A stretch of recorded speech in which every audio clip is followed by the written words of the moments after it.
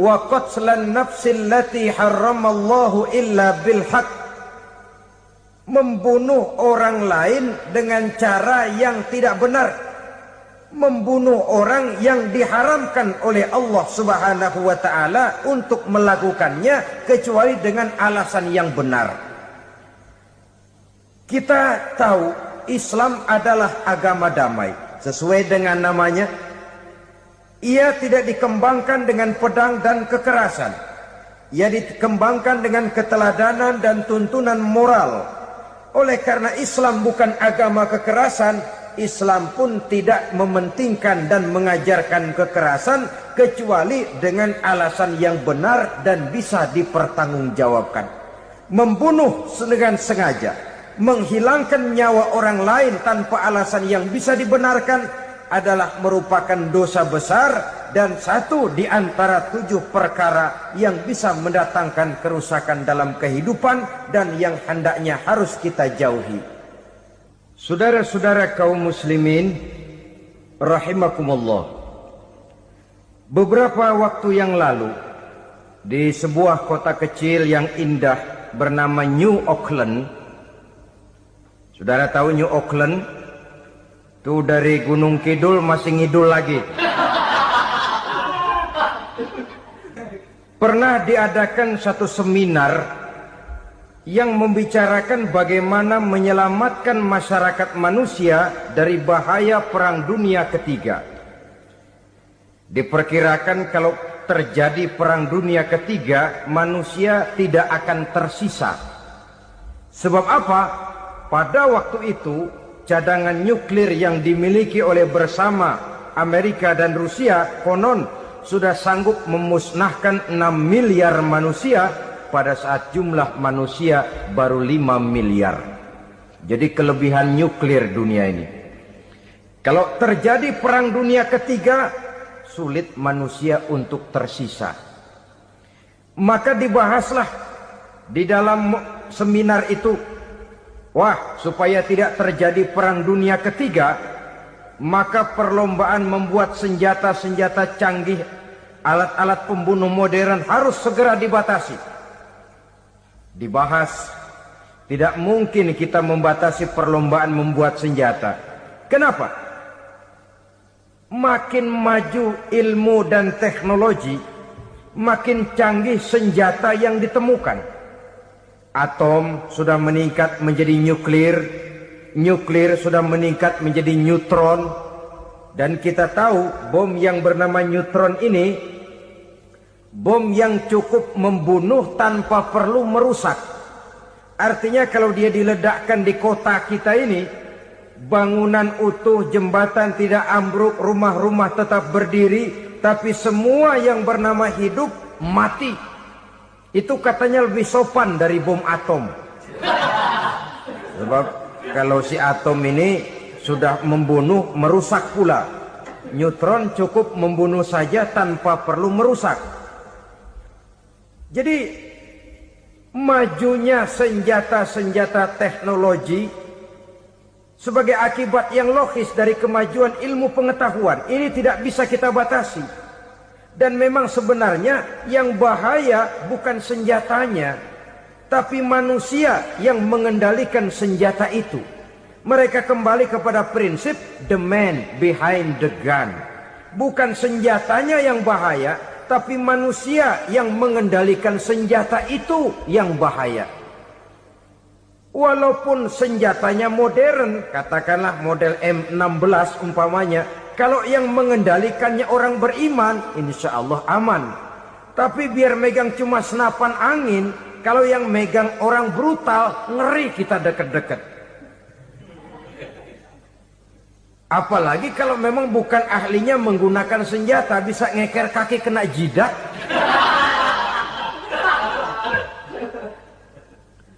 Mereka kembali kepada prinsip lama yang tetap baru. Bukan senjatanya yang harus dibatasi, manusia yang mengendalikan senjata itu yang perlu dibicarakan. Nah, kalau begitu, agar manusia tidak mempergunakan senjata sewenang-wenang, apa yang harus kita lakukan? Ya, manusianya harus bermoral. Ya, tapi moral yang mana? Di dunia ini banyak ajaran tentang moral. Itu pun mudah saja. Di sini kan kita undang saja ahli dari berbagai agama untuk membicarakan konsep perdamaian menurut agamanya masing-masing. Baik, setuju itu, setuju. Maka tampillah para ahli agama, mereka kembali kepada prinsip moral daripada konsep yang terkandung di dalam ajaran agama untuk menegakkan perdamaian. Mula-mula naiklah ahli dari agama Hindu, dibacakan konsep perdamaian menurut ajaran agama Hindu, bahwa untuk damai manusia harus meninggalkan nafsu keduniaannya, menempuh samsara dan sebagainya untuk mencapai nirwana, menjauhi kemegahan dan kemewahan dunia. Ini lalu dibahas, rasanya juga tidak mungkin ini. Kemudian dari agama Nasrani, bahwa untuk damai manusia harus menciptakan sifat kasih sayang. Kalau ditampar pipi kiri, berikan pipi yang kanan. Kalau diberikan selendang, berikan baju. Nanti orang kasihan, lalu dia tidak akan nampar lagi. Ketika ini dibahas, ternyata rasanya pun tidak mungkin bisa diterima. Karena apa? Di zaman sekarang orang ditampar pipi kiri, dikasih pipi kanan. Bukan kasihan, gemes. Damai belum tentu, bonyok udah jelas. Lalu ketika dibacakan konsep perdamaian menurut Quran, di mana disampaikan ayat wa jazaa'u sayyi'atin sayyi'atun misluha faman afa wa aslaha fa ajruhu 'ala Allah. Balasan terhadap satu kejahatan adalah kejahatan yang seimbang, tetapi barang siapa yang memberi maaf dan mencari jalan damai, itulah yang terbaik dan akan mendapat pahala dari Allah Subhanahu wa ta'ala. Kamu tidak salah ditampar pipi kirimu, tampar lagi pipi kirinya sekeras dia menampar pipi kirimu. Nanti orang tidak mau menampar kita karena dia tahu kalau dia tampar kita, dia akan menderita tamparan sekeras dia menampar kita. Akan terjadilah prinsip saling hormat menghormati, tidak saling ganggu, tidak saling usil, tidak saling jahil. Atas dasar ini perdamaian bisa ditegakkan. Mereka bisa menerima konsep ini, tapi kemudian seminar ditutup tanpa satu keputusan resmi. Kenapa? Terus terang mereka kagum dengan konsep Islam, tapi sentimen lama terhadap nilai-nilai Islam telah menutup mata mereka untuk menerima kebenaran dari ajaran Al-Quranul Karim. Saudara-saudara kaum muslimin rahimakumullah, kembali kita kepada persoalan pokok. Roh adalah dari Allah. Dia akan kembali kepada Allah, milik mutlak dari Allah. Tidak pantas kita merampasnya dari orang lain. Tidak wajar kita menghilangkannya tanpa alasan yang dibenarkan oleh agama. Di zaman sekarang, akibat persaingan hidup yang makin tajam, lapangan kerja yang makin sulit, tensi ekonomi yang makin tinggi, atau karena nilai moral yang makin rendah, atau juga karena rapuhnya pegangan orang kepada agama, nyawa rasanya sudah sedemikian murahnya. Berbagai kasus membuat berdiri bulu roma kita. Ada mayit, ada manusia dipotong 6, dicincang macam kambing. Ada yang dipotong 5, ada yang dipotong 13, dikardusin, dibuang ke tempat sampah. Inna lillahi wa inna ilaihi raji'un. Gejala apa ini? Kanibalisme. Manusia sudah demikian sadisnya, manusia sudah sedemikian buasnya, sehingga sesama manusia diperlakukan seperti hewan. Padahal hewan sendiri belum pernah macan makan macan, bagaimanapun buasnya macan. Belum pernah serigala memakan serigala, bagaimanapun brutalnya serigala. Tetapi manusia makan manusia di zaman sekarang kadang jadi kenyataan dalam kehidupan kita. Kadang persoalannya remeh saja. Soal uang 200 perak, pisau bicara, nyawa melayang. Soal rokok sebatang, celurit bicara, nyawa melayang. Soal-soal yang sama sekali tidak prinsip, begitu mudah kita menghilangkan nyawa orang lain. Padahal Nabi pernah memperingatkan, Apabila dua orang muslim sudah berkelahi dan berbunuh-bunuhan, al-qatil wal maqtul finnar, yang membunuh dan yang terbunuh dua-duanya neraka. Sahabat heran, ya Rasul, kalau yang membunuh masuk neraka itu sih wajar, tapi yang terbunuh kenapa neraka juga? Beliau menjawab, dua-duanya sudah punya niat untuk saling membunuh. Niatnya itu yang diponten. Yang terbunuh cuman lagi apes aja, keduluan dia. Umpama tidak terbunuh, pasti dia yang akan membunuh. Oleh karenanya al-qatil wal maqtul, yang membunuh dan yang dibunuh finnar, dua-duanya masuk ke dalam neraka. Islam menghormati kehidupan. Tidak hanya terbatas kepada sesama muslim, orang-orang yang berlainan agama pun yang mau hidup berukun, damai, berdampingan dengan umat Islam, jiwa mereka, darah mereka dilindungi oleh nilai-nilai Islam yang disebut dengan kafir zimmi ini. Mengganggu mereka sama saja dengan mengganggu aku, kata Nabi. Jadi oleh karena itu, sayangilah sesama. Kehidupan adalah anugerah Allah. Bukan wewenang kita untuk mencabutnya dari orang lain. Bukan wewenang kita untuk merampas dan menghilangkannya dari orang lain. Apa yang tidak enak terjadi pada diri kita, begitu pula lah apabila terjadi pada diri orang lain. Sehingga Nabi mengatakan, la yu'minu ahadukum hatta yuhibba li akhihi ma yuhibbu li nafsihi. Belum dikatakan beriman seseorang kamu apabila dia belum mencintai saudaranya seperti ia mencintai dirinya sendiri. Apa yang enak dirasakan oleh orang lain, enak juga dirasakan oleh dia. Mengukur orang lain dengan diri sendiri. Kalau orang lain tanpa salah saya fitnah, kalau saya tanpa salah difitnah orang, enak apa enggak? Enggak, orang lain juga begitu. Kalau orang lain tanpa salah saya tempeleng kepalanya, enak apa tidak? Tidak.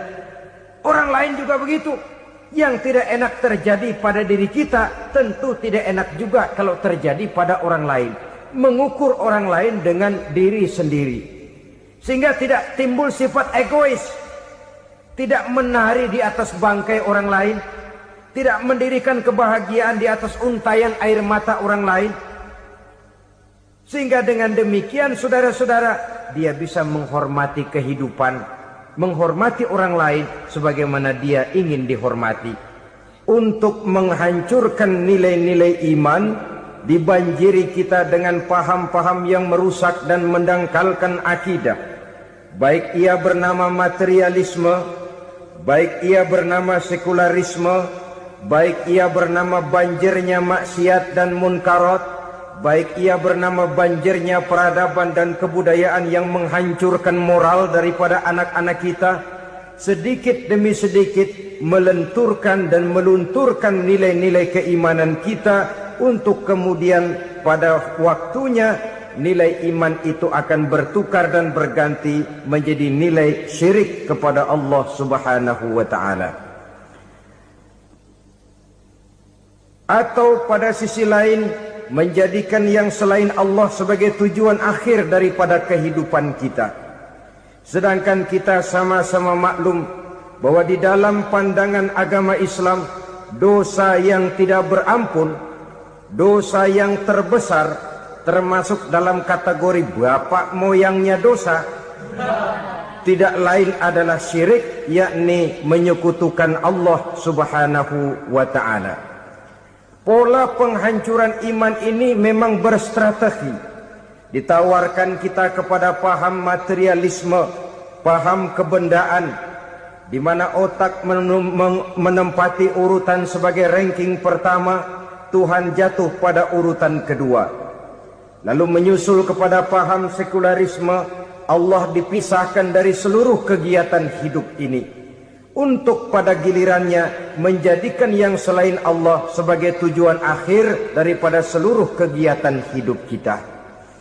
Oleh karenanya, kewajiban menjaga nilai-nilai iman ini merupakan kewajiban yang mulia tetapi berat, tidak hanya untuk kita, tetapi juga bagaimana mewariskannya kepada anak-anak kita, generasi yang akan datang.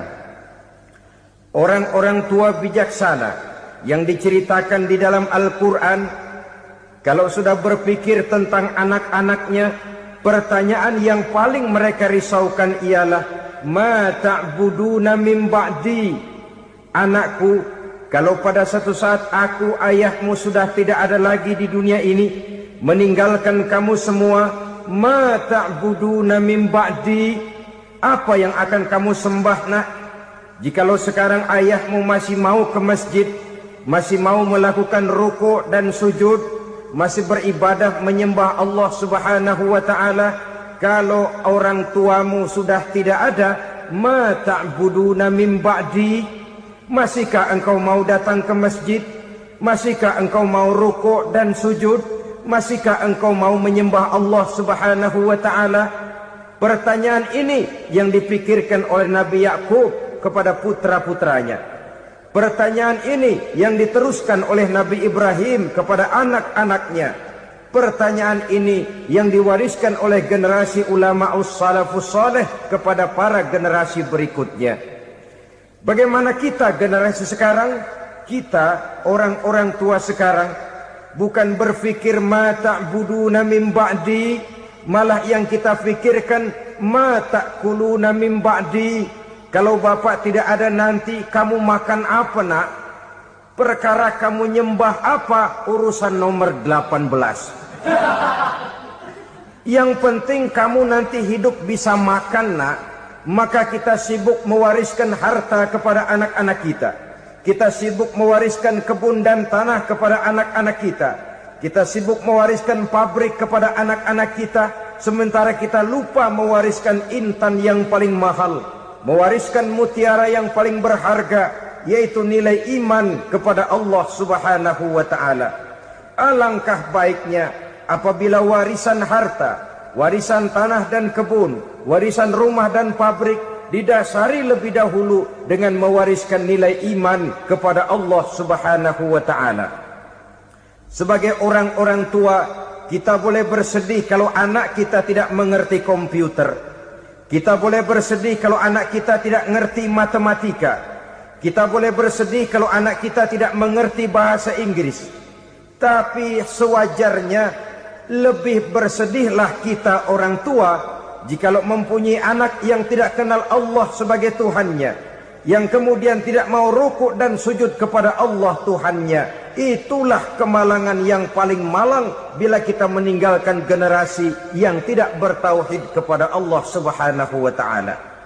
Betapapun anak kita tidak ngerti komputer, saudara, paling-paling kerugiannya cuma kerugian dunia. Masuk dia ke alam barzakh, munkar nakir tidak akan sempat tanya kau belajar komputer apa tidak. Kumpul dia di padang mahsyar, malaikat juga tidak akan tanya matematikamu nilainya berapa. Yang ditanya kau kenal Allah, kau rukuk dan sujud kepadanya, kau pernah datang ke masjid. Oleh karena itu sekali lagi, menjaga nilai iman tidak hanya untuk kita, tetapi juga mewariskannya kepada anak-anak kita, generasi yang akan datang. Sungguh kemalangan yang paling besar apabila kita meninggalkan anak-anak kita. Mereka kita tinggalkan lemah ekonominya, itu tidak baik. Mereka kita tinggalkan lemah otaknya, itu pun akan membuat mereka tertinggal oleh yang lain. Tapi yang paling celaka, jikalau kita tinggalkan mereka dalam kondisi lemah imannya, rapuh akidahnya, tidak baik dan tidak betul keyakinan hidupnya. Oleh karena itu Nabi berpesan, jauhilah 7 perkara yang merusak. Yang pertama, syirik kepada Allah Subhanahu wa ta'ala. Menyekutukan Allah baik dalam ucapan, dalam keyakinan, ataupun dalam perbuatan. Ini perkara pertama yang termasuk 7 perusak besar di dalam kehidupan. Kalau sudah jatuh kita ke lembah syirik, bagaimanapun banyak kebaikan yang kita kerjakan, berjiwa sosial, bertangan pemurah, gemar menolong orang lain, kalau memang dasarnya syirik, maka seluruh kebaikan kita akan hancur, tidak akan ada nilainya dalam pandangan Allah Subhanahu wa ta'ala. Dalam pandangan manusia, mungkin kita dicatat sebagai orang sosial, gemar menolong orang lain, tidak berpangku tangan melihat orang yang mendapat kesulitan. Tapi oleh karena dasarnya syirik, dasarnya tidak mentauhidkan Allah, maka seluruh nilai kebaikan yang kita kerjakan tidak akan ada nilainya dalam pandangan Allah Subhanahu wa ta'ala. Maka jagalah iman kita jangan sampai dihinggapi penyakit syirik yang bagaimana kecilnya sekalipun. Sekali lagi, baik syirik dalam bentuk ucapan, syirik dalam bentuk keyakinan, sampai kepada syirik dalam bentuk perbuatan, kita berhindar kepada sifat-sifat yang sedemikian itu. Karena apa? Dalam satu ayat Quran Allah Subhanahu wa ta'ala menjelaskan, innallaha la yaghfiru ayyushraka bih wa yaghfiru ma duna dzalika liman yasha. Allah tidak akan memberi ampun kepada orang-orang yang menyekutukannya, tapi Allah masih mau memberikan ampun kepada dosa-dosa yang selain itu bagi orang-orang yang dikehendakinya. Dosa selain syirik, apabila kita bertaubat, Allah masih mau mengampuni. Tapi kalau sudah jatuh ke tempat syirik, itu sudah dosa yang tidak berampun. Taubatnya tidak lain melepas syirik, kembali kepada tauhid, berkeyakinan bahwa hanya ada Allah Subhanahu wa ta'ala, Tuhan satu-satunya yang lam yalid walam yulad walam yakul lahu kufuwan ahad. Tidak beranak, tidak pula diperanakkan, dan tidak satupun yang dapat menyerupai Tuhan Allah Subhanahu wa ta'ala. Saudara-saudara kaum muslimin rahimakumullah, bahwa kita di zaman sekarang memang tidak menyembah berhala, ya. Bahwa kita tidak berterang-terangan mengatakan Tuhan lebih dari satu, memang. Bahwa kita tidak berkeyakinan Tuhan itu punya anak atau diperanakkan, tentu. Tapi dalam perbuatan dan i'tiqad, kita kadang-kadang jatuh tanpa kita sadari ke tempat yang bernama syirik ini. Oleh karenanya, di zaman di mana teknologi makin canggih, di mana kemajuan pembangunan makin menjangkau berbagai aspek kehidupan, diperlukan keseimbangan antara kemajuan fisik material dengan kemajuan mental spiritual. Apabila tidak ada keseimbangan, yang terwujud tentulah kepincangan, yang diawali dengan pincangnya cara kita berpikir, sehingga pada akhirnya akan mengarah kepada pincangnya cara kita berbuat dan bertindak di dalam kehidupan kita. Oleh karena itu Nabi berpesan, jauhilah sifat syirik, karena syirik merupakan dosa yang teramat besar. Ini sifat merusak yang pertama. Yang kedua, kata Nabi, wasihra, jauhilah sihir. Sihir ini juga termasuk perkara yang merusak kehidupan. Kita semua sama-sama maklum bahwa sihir sebenarnya bukan persoalan baru. Sejak sebelum datang Islam, sihir itu sudah ada. Di zaman Yunani kuno, sihir ada. Di zaman Mesir kuno, di zaman Cina kuno, dan yang lain-lain yang serba kuno, sihir itu sudah ada. Bahkan para nabi pun, para rasul yang diutus oleh Allah Subhanahu wa ta'ala, senantiasa berhadapan dengan ahli-ahli sihir untuk menguji kebenaran dari misi yang mereka bawa. Sihir adalah perbuatan di luar kebiasaan yang bisa dikerjakan oleh ahlinya dengan bantuan jin atau setan. Hukum mempelajari sihir adalah haram, mengamalkannya lebih haram lagi. Sebab itu saudara-saudara, sihir merupakan perbuatan merusak yang harus kita jauhi. Ciri-ciri daripada perbuatan sihir, pertama, ia mengandung tipuan, bayangan khayal. Di zaman Nabi Musa misalnya, orang melihat tambang-tambang itu seperti ular. Nabi Musa melayangkan tongkatnya menjadi ular-ular besar yang memakan ular-ular kecil ciptaan tukang-tukang sihir Fir'aun tadi.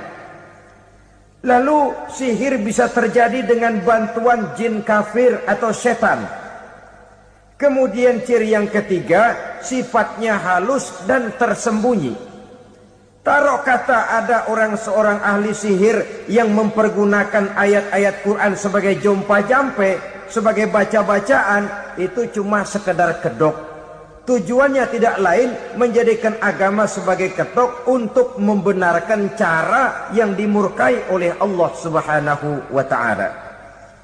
Satu hadis yang diriwayatkan oleh Imam Bazar dan Tabrani, Nabi berpesan, "Laisa minna man tatayyara lahu au takahhana au tukuhhina lahu au sahira lahu."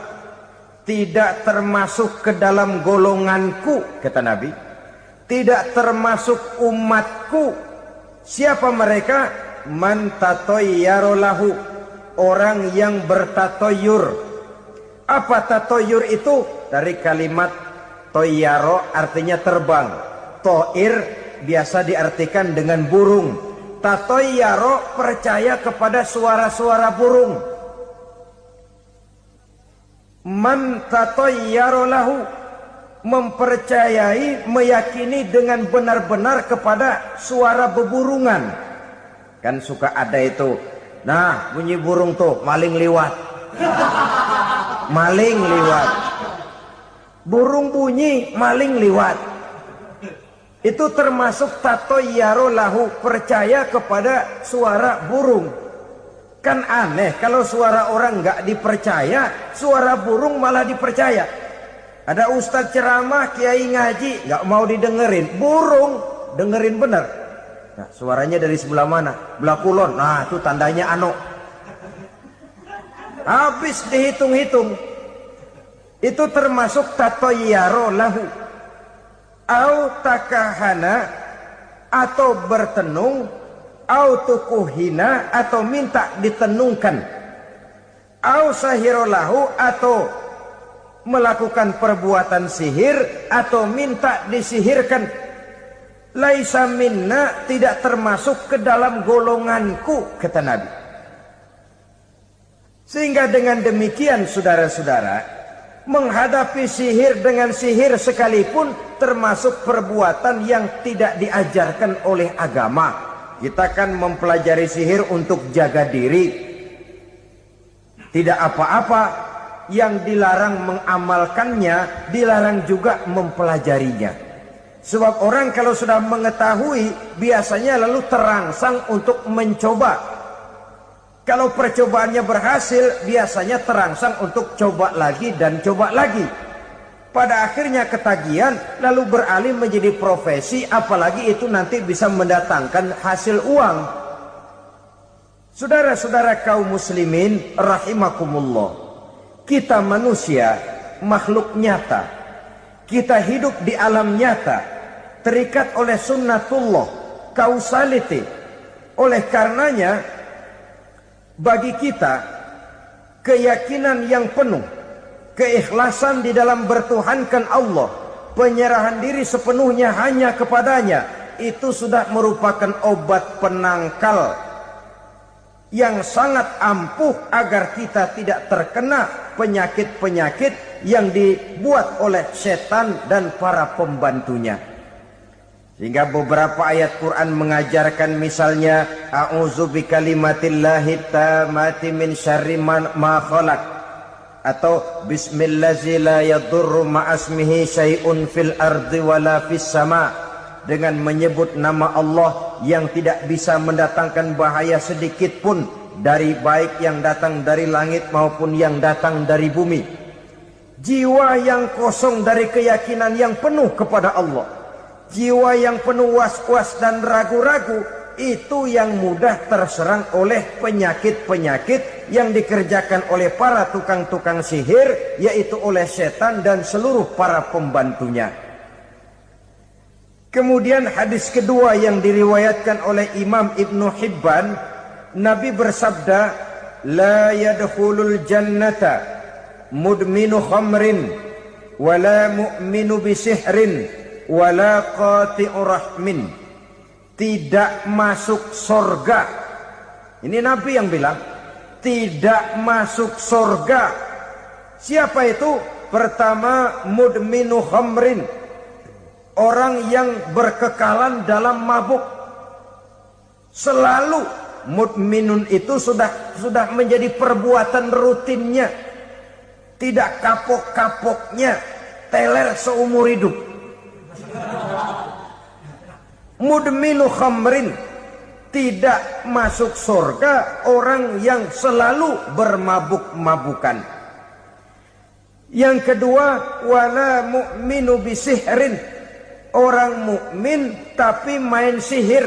Ini juga oleh Nabi diperingatkan, tidak akan masuk surga orang mukmin tapi suka main sihir. Wala qati'u rahmin, dan tidak juga orang yang memutuskan silaturahmi. 3 macam manusia yang diperingatkan Nabi tidak akan masuk surga: orang yang selalu mabuk, orang mukmin yang main sihir, dan orang yang memutuskan silaturahmi. Saudara-saudara kaum muslimin rahimakumullah. Lalu orang berkata, kenapa dilarang kita bersihir padahal Rasul sendiri kan punya mukjizat? Nah, kita memang harus membedakan antara mukjizat dengan sihir. Dalam kehidupan agama kita kenal ada yang namanya mukjizat, ada yang namanya karomah atau keramat biasa diucapkan, ada yang namanya maunah, ada yang namanya irhas, ada juga yang namanya sihir. Kesemuanya ini berbeda, saudara-saudara. Yang dinamakan mukjizat itu khusus untuk para rasul saja.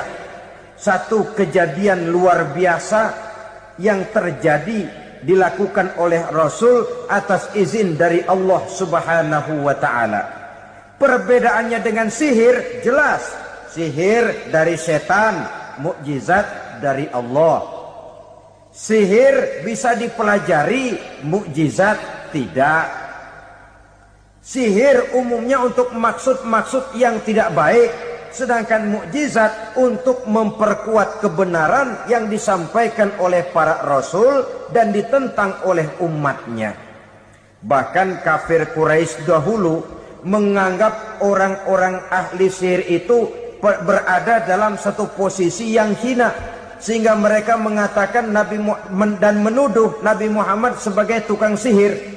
Tuduhan sebagai tukang sihir adalah tuduhan yang sangat aib dan hina. Di tengah masyarakat kufar jahiliyah, kedudukan tukang sihir dipandang sebagai kedudukan yang hina, sehingga mereka mengejek Nabi dengan sebutan tukang sihir. Jadi mukjizat hanya untuk Rasul saja. Kemudian karomah. Karomah ini asal kata dari karoma, kehormatan, kemuliaan yang diberikan Allah kepada hamba-hambanya yang rajin mendekatkan diri kepadanya. Oleh karena ketekunannya melaksanakan ibadah, Allah memberikan keistimewaan kepada orang itu, yang dengan keistimewaannya dia bisa mengerjakan yang tidak bisa dikerjakan oleh orang lain. Karomah hanya bisa dicapai dengan prestasi ibadah. Kalau sihir, mau ibadah apa enggak, asal dia belajar, bersatu dan berteman dengan setan, memenuhi persyaratan-persyaratan setan, biasanya lalu bisa. Sedangkan karomah tidak mungkin terwujud tanpa orang mendekatkan diri sedekat-dekatnya kepada Allah Subhanahu wa ta'ala. Maka kita lihat biasanya orang-orang yang punya ilmu sihir, mukanya rata-rata nggak enak dilihat. Kumuh, jauh dari air wudhu, jauh dari sujud kepada Allah, malah berteman dengan setan, menjadi pelayan-pelayannya setan.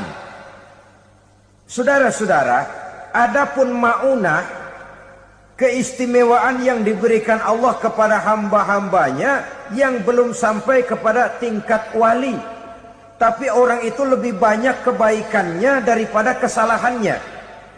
Umpamanya Saudara jalan bertiga di pinggir jalan. Saudara ada pada posisi di tengah, lalu bertiga ini ketabrak mobil. Menurut perhitungan saudara mati lebih dahulu. Tapi terjadi hal yang aneh, dua teman saudara mati, saudara malah cuma luka dan lecet sedikit saja. Apa itu? Kalau kita lebih banyak kebaikannya daripada kesalahannya, itu yang dinamakan ma'unah. Pertolongan yang diberikan Allah kepada hamba-hambanya yang lebih banyak kebaikannya daripada kesalahannya. Sedangkan yang dinamakan irhas, kejadian luar biasa pada diri seseorang pada waktu dia masih kecil, yang menunjukkan tanda-tanda keistimewaannya. Itu umumnya pada para nabi pada usia kecilnya sudah ada irhas, tanda-tanda istimewa. Jelas baik mukjizat, karomah, maunah maupun irhas berbeda dengan sihir. Sihir ini jelas saja merupakan bantuan dan persekutuan antara manusia dengan setan.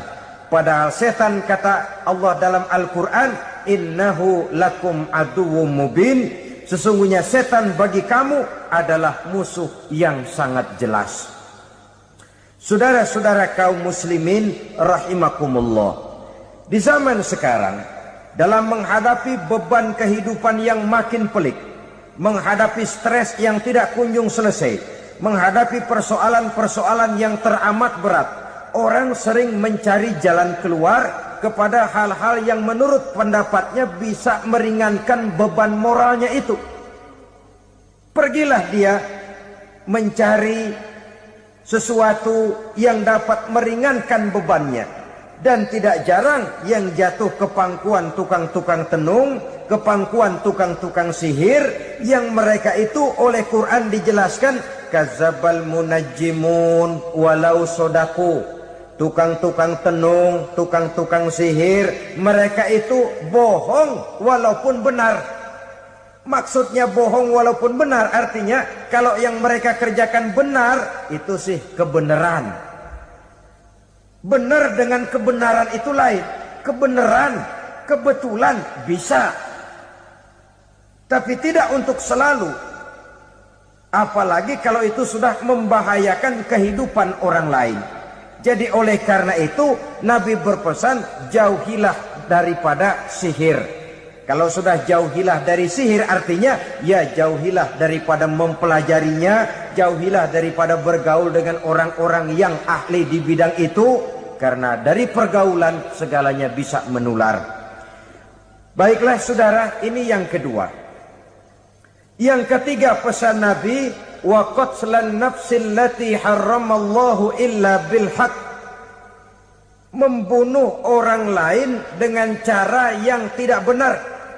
Membunuh orang yang diharamkan oleh Allah Subhanahu wa taala untuk melakukannya kecuali dengan alasan yang benar. Kita tahu Islam adalah agama damai. Sesuai dengan namanya, ia tidak dikembangkan dengan pedang dan kekerasan. Ia dikembangkan dengan keteladanan dan tuntunan moral. Oleh karena Islam bukan agama kekerasan, Islam pun tidak mementingkan dan mengajarkan kekerasan kecuali dengan alasan yang benar dan bisa dipertanggungjawabkan. Membunuh dengan sengaja, menghilangkan nyawa orang lain tanpa alasan yang bisa dibenarkan adalah merupakan dosa besar dan satu di antara 7 perkara yang bisa mendatangkan kerusakan dalam kehidupan dan yang hendaknya harus kita jauhi. Saudara-saudara kaum muslimin rahimakumullah, beberapa waktu yang lalu di sebuah kota kecil yang indah bernama New Auckland. Saudara tahu New Auckland? Itu dari Gunung Kidul masih ngidul lagi. Pernah diadakan satu seminar yang membicarakan bagaimana menyelamatkan masyarakat manusia dari bahaya Perang Dunia Ketiga. Diperkirakan kalau terjadi Perang Dunia Ketiga, manusia tidak akan tersisa. Sebab apa? Pada waktu itu cadangan nuklir yang dimiliki oleh bersama Amerika dan Rusia konon sudah sanggup memusnahkan 6 miliar manusia pada saat jumlah manusia baru 5 miliar. Jadi kelebihan nuklir dunia ini. Kalau terjadi perang dunia ketiga, sulit manusia untuk tersisa. Maka dibahaslah di dalam seminar itu, wah, supaya tidak terjadi perang dunia ketiga, maka perlombaan membuat senjata-senjata canggih, alat-alat pembunuh modern harus segera dibatasi. Dibahas, tidak mungkin kita membatasi perlombaan membuat senjata. Kenapa? Makin maju ilmu dan teknologi, makin canggih senjata yang ditemukan. Atom sudah meningkat menjadi nuklir, nuklir sudah meningkat menjadi neutron, dan kita tahu bom yang bernama neutron ini bom yang cukup membunuh tanpa perlu merusak. Artinya kalau dia diledakkan di kota kita ini, bangunan utuh, jembatan tidak ambruk, rumah-rumah tetap berdiri, tapi semua yang bernama hidup mati. Itu katanya lebih sopan dari bom atom. Sebab kalau si atom ini sudah membunuh, merusak pula. Neutron cukup membunuh saja tanpa perlu merusak. Jadi majunya senjata-senjata teknologi sebagai akibat yang logis dari kemajuan ilmu pengetahuan ini tidak bisa kita batasi. Dan memang sebenarnya yang bahaya bukan senjatanya, tapi manusia yang mengendalikan senjata itu. Mereka kembali kepada prinsip the man behind the gun.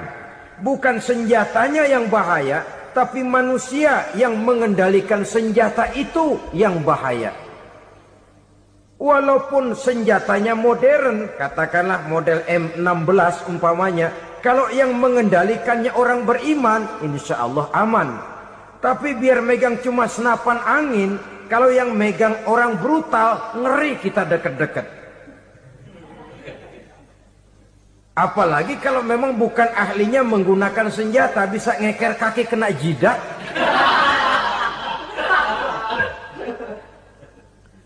Mereka kembali kepada prinsip lama yang tetap baru, bukan senjatanya yang harus dibatasi, manusia yang mengendalikan senjata itu yang perlu dibicarakan. Nah, kalau begitu agar manusia tidak mempergunakan senjata sewenang-wenang, apa yang harus kita lakukan? Ya, manusianya harus bermoral. Ya, tapi moral yang mana? Di dunia ini banyak ajaran tentang moral. Itu pun mudah saja. Di sini kan kita undang saja ahli dari berbagai agama untuk membicarakan konsep perdamaian menurut agamanya masing-masing. Baik, setuju itu, setuju. Maka tampillah para ahli agama, mereka kembali kepada prinsip moral daripada konsep yang terkandung di dalam ajaran agama untuk menegakkan perdamaian. Mula-mula naiklah ahli dari agama Hindu. Dibacakan konsep perdamaian menurut ajaran agama Hindu, bahwa untuk damai manusia harus meninggalkan nafsu keduniaannya, menempuh samsara dan sebagainya untuk mencapai nirwana, menjauhi kemegahan dan kemewahan dunia. Ini lalu dibahas, rasanya juga tidak mungkin ini. Kemudian dari agama Nasrani, bahwa untuk damai manusia harus menciptakan sifat kasih sayang. Kalau ditampar pipi kiri, berikan pipi yang kanan. Kalau diberikan selendang, berikan baju. Nanti orang kasihan, lalu dia tidak akan nampar lagi. Ketika ini dibahas, ternyata rasanya pun tidak mungkin bisa diterima. Karena apa? Di zaman sekarang orang ditampar pipi kiri, dikasih pipi kanan. Bukan kasihan, gemes. Damai belum tentu, bonyok udah jelas. Lalu ketika dibacakan konsep perdamaian menurut Quran, di mana disampaikan ayat wa jazaa'u sayyi'atin sayyi'atun misluha faman afa wa aslaha fa ajruhu 'ala Allah. Balasan terhadap satu kejahatan adalah kejahatan yang seimbang. Tetapi barang siapa yang memberi maaf dan mencari jalan damai, itulah yang terbaik dan akan mendapat pahala dari Allah Subhanahu wa ta'ala. Kamu tidak salah ditampar pipi kirimu, tampar lagi pipi kirinya sekeras dia menampar pipi kirimu. Nanti orang tidak mau menampar kita karena dia tahu kalau dia tampar kita, dia akan menderita tamparan sekeras dia menampar kita. Akan terjadilah prinsip saling hormat menghormati, tidak saling ganggu, tidak saling usil, tidak saling jahil. Atas dasar ini perdamaian bisa ditegakkan. Mereka bisa menerima konsep ini, tapi kemudian seminar ditutup tanpa satu keputusan resmi. Kenapa? Terus terang mereka kagum dengan konsep Islam. Tapi sentimen lama terhadap nilai-nilai Islam telah menutup mata mereka untuk menerima kebenaran dari ajaran Al-Quranul Karim. Saudara-saudara kaum muslimin rahimakumullah. Kembali kita kepada persoalan pokok. Roh adalah dari Allah. Dia akan kembali kepada Allah. Milik mutlak dari Allah. Tidak pantas kita merampasnya dari orang lain. Tidak wajar kita menghilangkannya tanpa alasan yang dibenarkan oleh agama. Di zaman sekarang, akibat persaingan hidup yang makin tajam, lapangan kerja yang makin sulit, tensi ekonomi yang makin tinggi, atau karena nilai moral yang makin rendah, atau juga karena rapuhnya pegangan orang kepada agama, nyawa rasanya sudah sedemikian murahnya. Berbagai kasus membuat berdiri bulu roma kita. Ada mayit, ada manusia dipotong 6, dicincang macam kambing. Ada yang dipotong 5, ada yang dipotong 13, dikardusin, dibuang ke tempat sampah. Inna lillahi wa inna ilaihi raji'un. Gejala apa ini? Kanibalisme. Manusia sudah demikian sadisnya. Manusia sudah sedemikian buasnya. Sehingga sesama manusia diperlakukan seperti hewan. Padahal hewan sendiri belum pernah macan makan macan, bagaimanapun buasnya macan. Belum pernah serigala memakan serigala, bagaimanapun brutalnya serigala. Tetapi manusia makan manusia di zaman sekarang kadang jadi kenyataan dalam kehidupan kita. Kadang persoalannya remeh saja. Soal uang 200 perak, pisau bicara, nyawa melayang. Soal rokok sebatang, celurit bicara, nyawa melayang.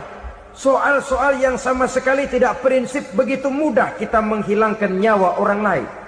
Padahal Nabi pernah memperingatkan, apabila dua orang muslim sudah berkelahi dan berbunuh-bunuhan, al-qatil wal maktul finnar, yang membunuh dan yang terbunuh dua-duanya neraka.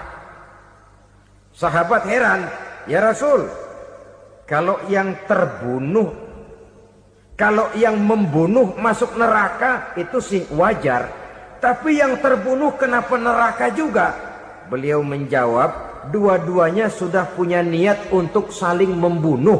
Niatnya itu yang diponten. Yang terbunuh cuman lagi apes aja, keduluan dia. Umpama tidak terbunuh, pasti dia yang akan membunuh. Oleh karenanya al-qatil wal maktul, yang membunuh dan yang dibunuh finnar, dua-duanya masuk ke dalam neraka. Islam menghormati kehidupan. Tidak hanya terbatas kepada sesama muslim, orang-orang yang berlainan agama pun yang mau hidup berukun, damai, berdampingan dengan umat Islam, jiwa mereka, darah mereka dilindungi oleh nilai-nilai Islam yang disebut dengan kafir zimmi ini. Mengganggu mereka sama saja dengan mengganggu aku, kata Nabi. Jadi oleh karena itu sayangilah sesama. Kehidupan adalah anugerah Allah. Bukan wewenang kita untuk mencabutnya dari orang lain. Bukan wewenang kita untuk merampas dan menghilangkannya dari orang lain. Apa yang tidak enak terjadi pada diri kita, begitu pula lah apabila terjadi pada diri orang lain. Sehingga Nabi mengatakan, la yu'minu ahadukum hatta yuhibba li akhihi ma yuhibbu li nafsihi. Belum dikatakan beriman seseorang kamu apabila dia belum mencintai saudaranya seperti ia mencintai dirinya sendiri. Apa yang enak dirasakan oleh orang lain, enak juga dirasakan oleh dia. Mengukur orang lain dengan diri sendiri. Kalau orang lain tanpa salah saya fitnah, kalau saya tanpa salah difitnah orang, enak apa enggak? Enggak, orang lain juga begitu. Kalau orang lain tanpa salah saya tempeleng kepalanya, enak apa tidak? Tidak. Orang lain juga begitu. Yang tidak enak terjadi pada diri kita, tentu tidak enak juga kalau terjadi pada orang lain. Mengukur orang lain dengan diri sendiri, sehingga tidak timbul sifat egois, tidak menari di atas bangkai orang lain, tidak mendirikan kebahagiaan di atas untayan air mata orang lain. Sehingga dengan demikian saudara-saudara, dia bisa menghormati kehidupan, menghormati orang lain sebagaimana dia ingin dihormati. Inilah perbuatan ketiga yang merusak, membunuh orang lain dengan yang diharamkan Allah tanpa alasan yang benar. Yang ketiga. Kemudian yang keempat, perbuatan merusak wa aklar riba, makan riba. Hidup adalah tolong menolong. Bahasa kerennya take and give katanya. Saling memberi dan saling menerima. Nabi mengajarkan man kuraba kurbatan min kurabid dunia karaballahu lahu kurbatan min kurabi yaumal qiyamah wallahu fi aunil abdi madamal abdu fi auni akhihi. Siapa yang meringankan beban dari beban-beban yang dirita seseorang di dalam kehidupan dunia, Allah akan meringankan bebannya daripada beban-beban yang harus dipikulnya di hari kiamat nanti. Wallahu fi aunil abdi madamal abdu fi auni akhihi. Allah senantiasa akan menolong seorang hamba selama hamba itu masih mau menolong saudaranya. Allah selalu akan menolong seorang hamba selama hamba itu masih mau menolong saudaranya. Apabila kita sudah berpangku tangan terhadap kesulitan orang lain, biasanya pun pada saat kita mendapat kesulitan, kita akan sulit juga memperoleh pertolongan. Nah, riba alias renten, kedoknya adalah menolong orang, tapi sama juga bulu buntutnya dilepas, palanya dicekek. Menolong orang pada akhirnya menjadi beban bagi seseorang. Dan memang mencari orang-orang yang berada dalam posisi kesulitan. Biasanya di daerah-daerah di mana musim paceklik jadi lapangan kerja sulit, sedangkan urusan perut tidak bisa ditunda, akhirnya orang terjebak ke dalam rentenir, ke dalam riba, ke dalam renten. Bunga berbunga, sehingga satu saat jumlah bunganya bisa lebih besar dari jumlah pinjaman pokoknya. Kemudian kalau juga ternyata tidak bisa dibayar, rumah jadi taruhan.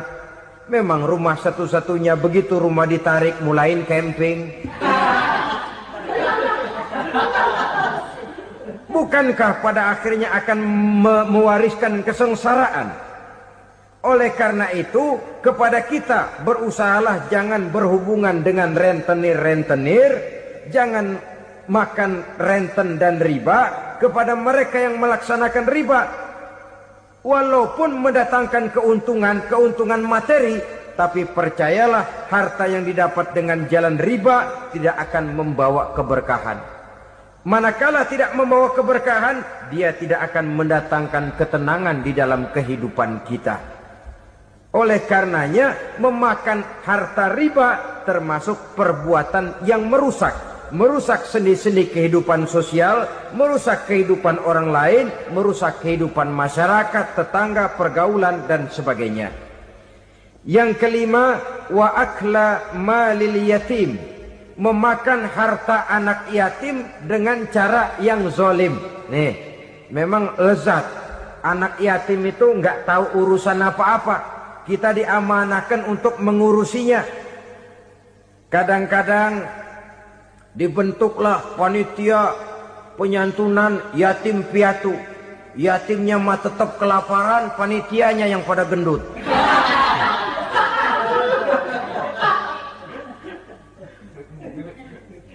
Padahal memakan harta anak yatim termasuk perbuatan dosa besar, dan menjantuni yatim merupakan perbuatan mulia. Nabi mengatakan, ana wa kafilul yatim kahataini yaumal qiyamah. Aku dan orang-orang yang menyantuni anak yatim seperti dua jari ini pada hari kiamat nanti. Dekat sekali. Jikalau ingin di hari akhir nanti dekat dengan Rasul, bersahabatlah dengan anak-anak yatim. Jadilah pengurus anak-anak yatim. Bangunlah panti-panti asuhan yatim. Pada saat bapak ibunya meninggal, kitalah yang menjadi orang tuanya. Bahkan sedemikian besar perhatian Islam terhadap anak-anak yatim ini, sehingga Quran memberikan peringatan, ara'aital ladzi yukadzibu bid-din fadzalikal ladzi yad'ul yatim wa la yahuddu ala ta'amil miskin. Tahukah kamu siapa orang yang mendustakan agama, beragama tapi dianggap dusta, salatnya dusta, puasanya dusta karena agamanya sudah berdusta. Siapa mereka? Fadzalikal ladzi yad'ul yatim, orang yang menyia-nyiakan anak yatim. Wala yahuddu ala ta'amil miskin, dan tidak pernah memberi makan kepada orang-orang yang menderita kemiskinan.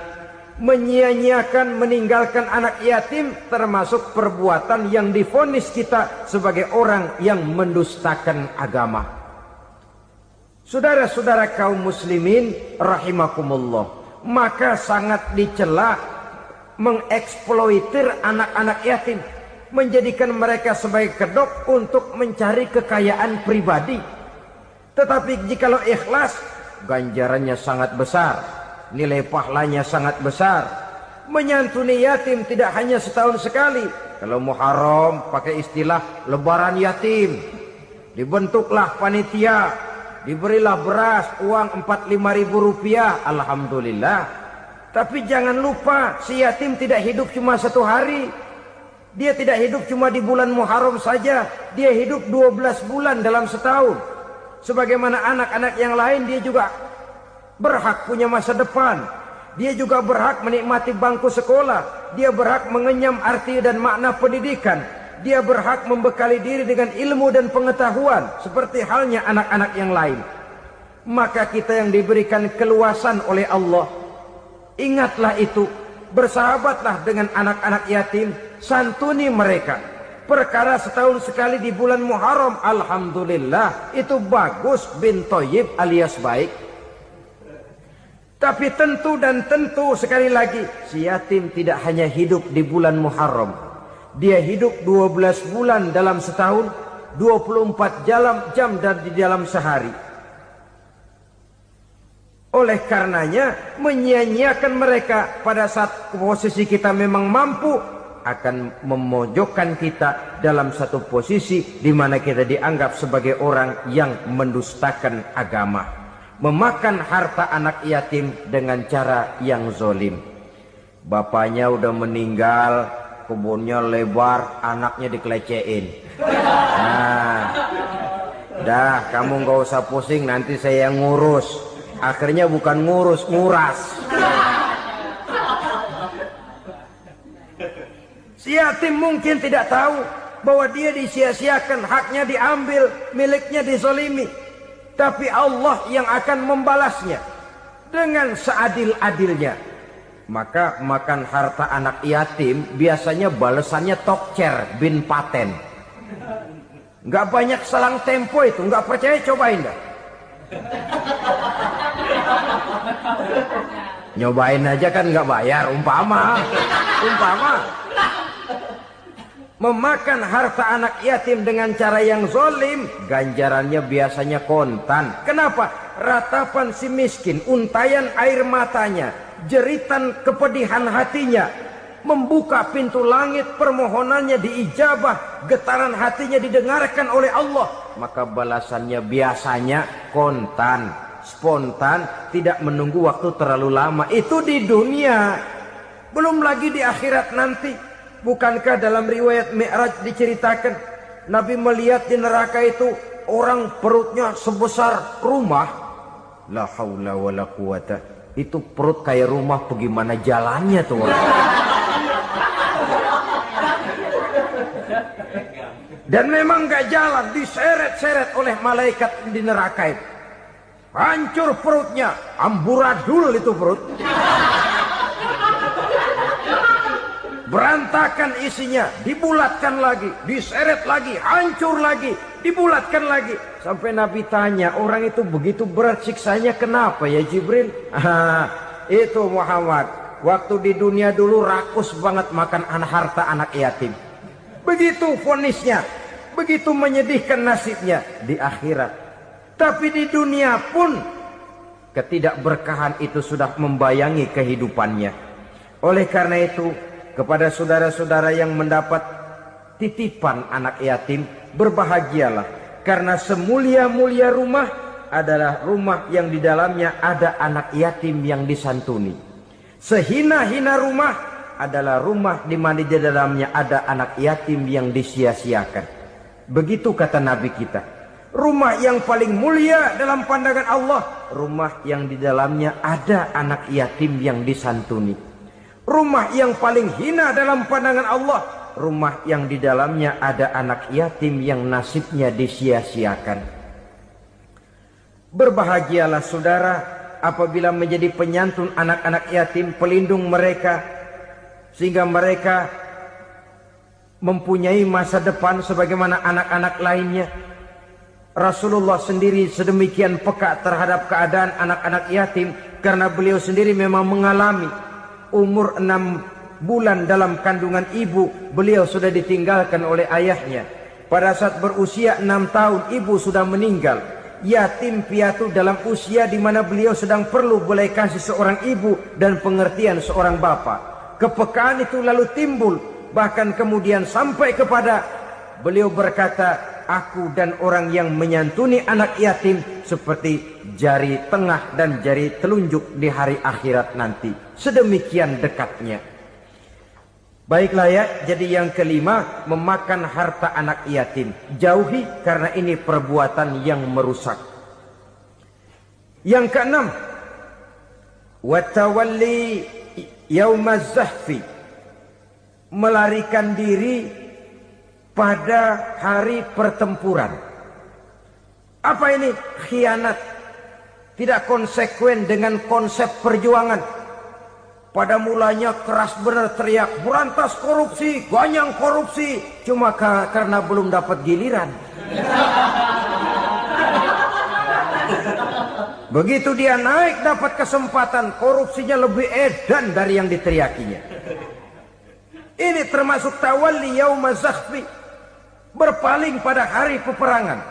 Di saat menghadapi musuh. Kalau belum kelihatan musuh, teriaknya nyaring bener. Jangan takut demi kebenaran sampai titik darah yang paling penghabisan. Musuh belum kelihatan. Begitu musuh sudah kelihatan, paling dulu lari ke belakang.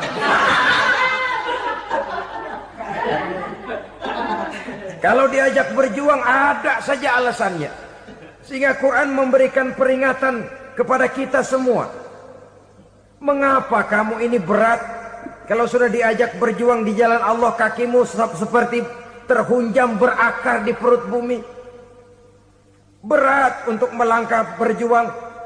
Lari dari pertempuran tidak konsekuen dengan konsepsi perjuangan. Mau enaknya saja. Dalam kondisi yang sulit lalu berpangku tangan. Ini termasuk ciri munafik yang di dalam Al-Quran disindir dengan bahasa kullama adha'a lahum masyaufi wa iza azlama alaihim qamu. Waktu terang mereka jalan, giliran gelap mereka mandek. Artinya, maksudnya kalau giliran ada untungnya aja, rame-rame teriak Islam. Tapi begitu diminta berjuang, dituntut berkorban, rame-rame mundur. Waktu dilihat di Islam ada untungnya, rame-rame teriak Islam. Pak, saya Islam banget, Pak. KTP saya Islam, Pak. Pokoknya Islam banget dah. Tapi ketika diminta berjuang, dituntut sedikit berkorban, rame-rame mengundurkan diri. Tahun 65 PKI berontak.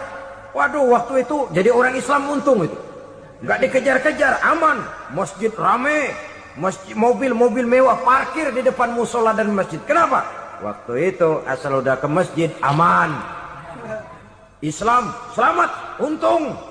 Tapi begitu keadaan aman, yang parkir di musola sepeda butut melulu.